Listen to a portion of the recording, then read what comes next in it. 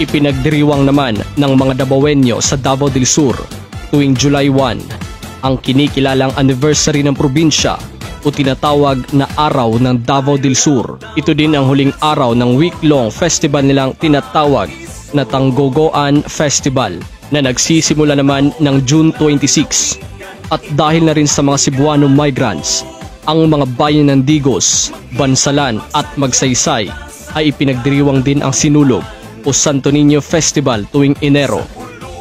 Sinabadan Festival ng Santa Cruz. Ito ay ang pagkakaisa ng mga tribo ng Santa Cruz.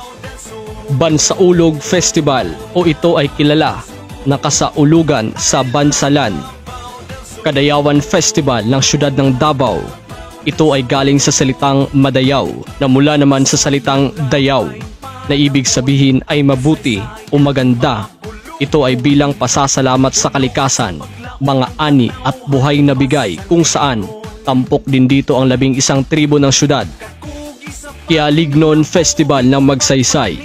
Ang Kialignon ay nagmula sa salitang Kialig na kung saan ito ang dating pangalan ng Magsaysay. Kasinatian Festival ng Turil, Davao City at ipinagdiriwang din dito ang Chinese New Year Festival.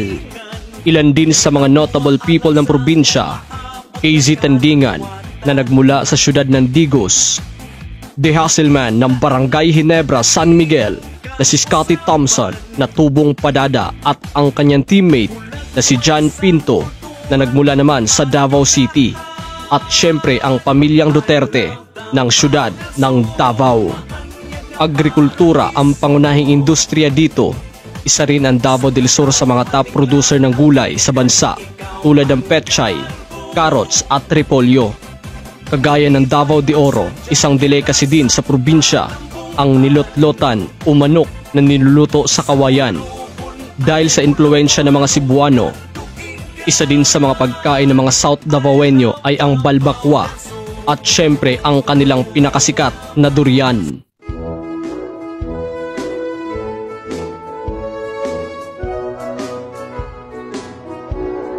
Mount Apo o Apo Sandawa, Pasig Islet ng Santa Cruz, isang man-made island resort na kalahating kilometro lang ang layo sa mainland. Little Baguio ng Davao del Sur, higit sa mga tanawin ang matatagpuan dito. Ilan sa mga ito ay ang Coblay Art Garden, kasama na ang Agong House. Camp Sabrus ay maganda naman dahil pwede ka ditong mga bayo at sumakay sa cable car. Montefreo Garden Resort, Tumari Falls, Tudaya Falls at iba pa. Mapag-aruga at palakaibigan hindi lang sa kapwa kundi sa mahal nating kalikasan. Isa na siguro ang Davao del Sur at mga Davaoenyo na masasabi nating kaibigan ng kalikasan sapagkat sila ay binigyan at kanila naman itong sinuklian.